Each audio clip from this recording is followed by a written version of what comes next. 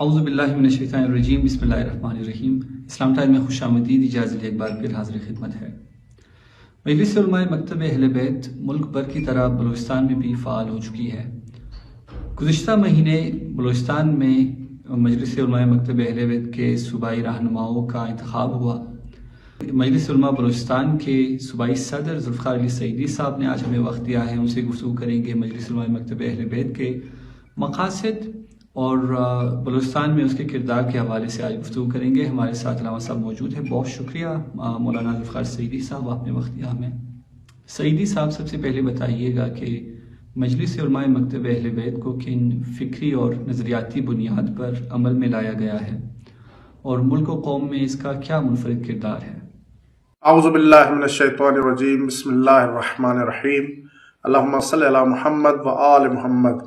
برادر عزیز، جیسا کہ آپ کے علم میں ہوگا کہ مجلس علماء مکتب اہل بیت مجلس وحدت مسلمین کا علماء ونگ ہے۔ مجلس وحدت مسلمین نے مختلف ونگز بنائے ہیں، ان میں سے ایک ونگ ہے مجلس علماء مکتب اہل بیت کہ جس میں صرف علماء کرام شامل ہیں۔ مجلس علماء مکتب اہل بیت وطن عزیز پاکستان کے ہر ضلع میں مصروف عمل ہے۔ ہمارا ایک ہدف جو کہ بہت اہم ہدف ہے، وہ ہے اہل بیت علیہ الصلوۃ والسلام کی صحیح تعلیمات کو عوام الناس تک پہنچانا۔ اس کے علاوہ ہم چاہتے ہیں کہ عدل و انصاف قائم ہو اور معاشرے میں انسانی احترام کو فروغ دیا جائے، اور ساتھ ہی ساتھ ہم یہ بھی چاہتے ہیں کہ وطن عزیز پاکستان میں قرآن مجید، سنت اور آئمہ اہل بیت علیہ الصلوۃ والسلام کی سیرت کے مطابق انسانوں کے مسائل حل کیے جائیں، اور ہم یہ بھی چاہتے ہیں کہ ایک ایسا علمی اور فکری ماحول پیش کیا جائے کہ جس میں انسان کے مسائل قرآن مجید، سنت اور آئمہ اہل بیت علیہ السلام کی سیرت کی روشنی میں حل کیے جا سکیں۔ ملک میں یکجہتی اور مختلف مسالک کے درمیان ہم آہنگی کو مضبوط تر بنانے کے لیے آپ کی تنظیم کیا کردار ادا کر رہی ہے؟ کیا کسی ایسے پلیٹ فارم میں آپ کوئی مؤثر کردار ادا کر رہے ہیں جس سے اتحاد و اتفاق میں اضافہ ہو؟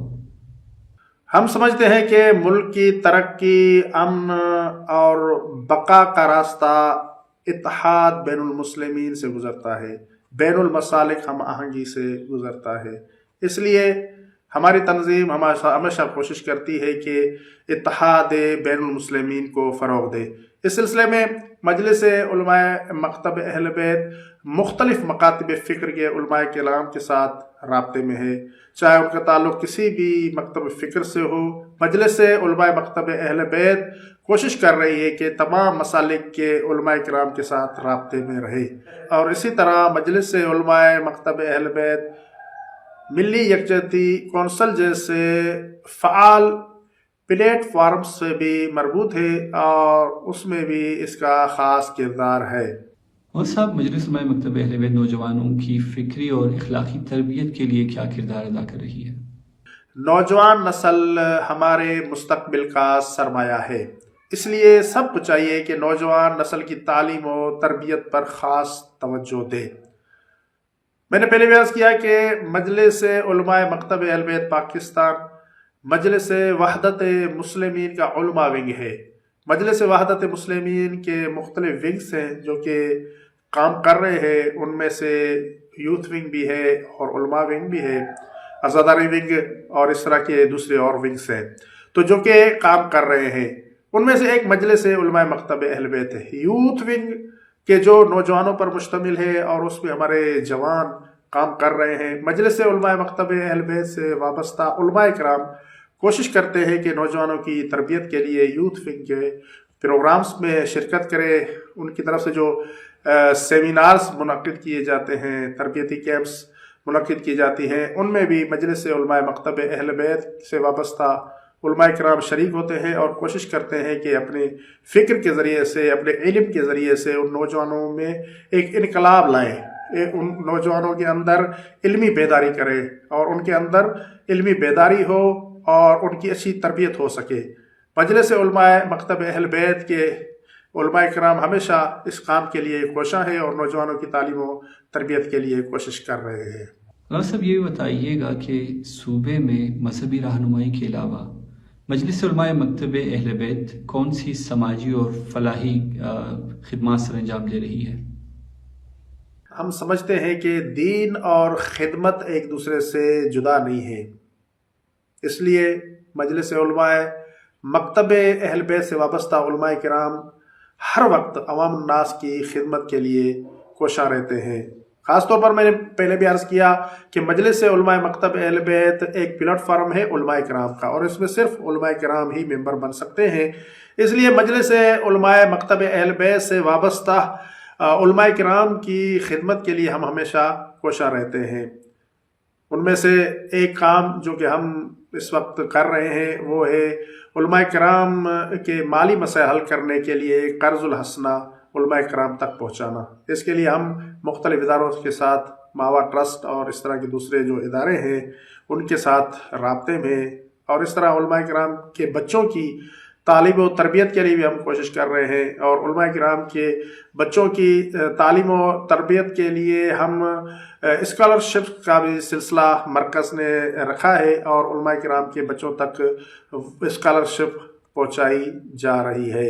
اور اسی طرح حال ہی میں ہم نے اپنے صوبہ بلوچستان میں مختلف مقامات پر جہاں پانی کی قلت تھی اور پانی کی بہت زیادہ ضرورت تھی، ہینڈ پمپس بھی لگائے ہیں مختلف مقامات پر، ضلع جعفر آباد اور ضلع نصیر آباد پر جہاں پانی کی سخت ضرورت تھی اور عوام کے لیے پانی تک رسائی مشکل تھی، وہاں پر ہم نے ہینڈ پمپ بھی لگائے ہیں اور ان سے وہاں کی عوام استفادہ کر رہی ہے۔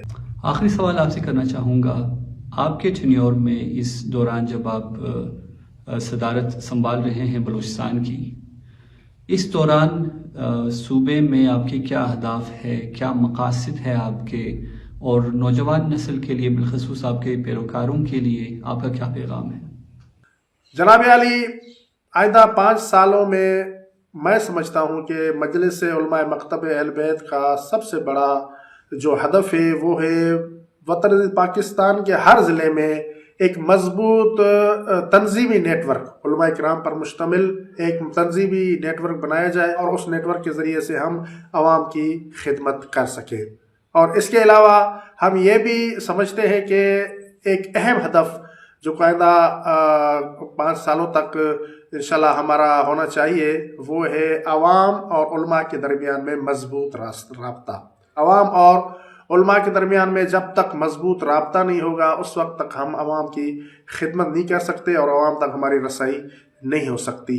اور اسی طرح ہم چاہتے ہیں کہ نوجوانوں کے لیے مختلف مراکز بنائے جائیں کہ جن مراکز میں ان نوجوانوں کی تعلیم اور تربیت کا بندوبست ہو سکے۔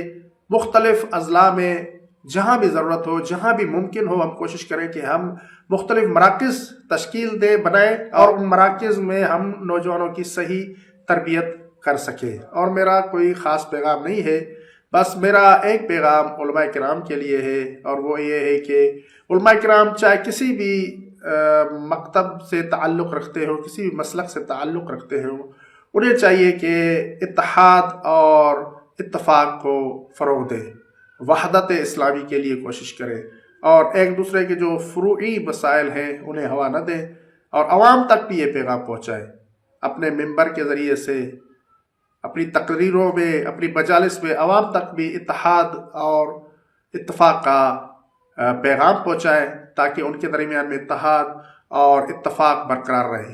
اور اللہ رب العزت نے بھی ہمیں یہی حکم دیا ہے، قرآن مجید میں ارشاد رب العزت ہے وَاعْتَصِمُوا بِحَبْلِ اللَّهِ جَمِيعًا وَلَا تَفَرَّقُوا، کہ اللہ کی رسی کو مضبوطی سے پکڑے رہو اور آپس میں تفرقہ نہ ڈالو۔ اس لیے ہمیں بھی چاہیے کہ جو علماء ہیں، جو کہ علم سے وابستہ ہیں، سیرت نبی کو جانتے ہیں، آپس کے اختلافات جو کہ فروعی اختلافات ہیں، اتنے بڑے اختلافات نہیں ہیں، انہیں بھلا کر ہم اتحاد اور اتفاق کے لیے کوشش کریں۔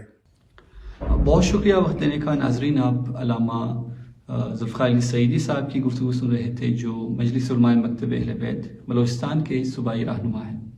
اپنے میزبان کو اجازت دیجیے، ایک اور موضوع کے ساتھ آپ کی خدمت میں حاضر ہوں گے۔ اللہ حافظ۔